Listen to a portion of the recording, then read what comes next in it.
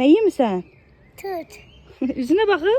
Bu çirkli əllərə üst başa baxın siz. Bir də tut ağacdan dərib yumadan yediyini düşünəndə lap dəli olmaq olar. Düzdür? Məncə yox. Axı bizim uşaqlığımız da belə keçib. Bu gün qızımla və yoldaşımla birlikdə adi bir parkda tut ağacından tut yeməyə getdik. Mən onda gördüm ki, o bacardıqca necə sevinir. Ağaca əli çatdıqca, meyvəni özü dərib yedikcə mən bacarıram hissini yaşaması onu çox xoşbəxt edirdi. Hətta bunu bizə göstərmək, paylaşmaq belə onun üçün ayrı sevinc idi. Bir daha anladım ki, əyləncə yalnız əyləncə mərkəzlərində olmur. Bəzən ən sadə, pulsuz və gündəlik görünən fəaliyyətlər uşaqlar üçün həm öyrədici, həm də yadda qalan anlara çevrilə bilər. Uşaqlar təbiətin içində öyrənir, araşdırır, hiss eləyir və xoşbəxt olur.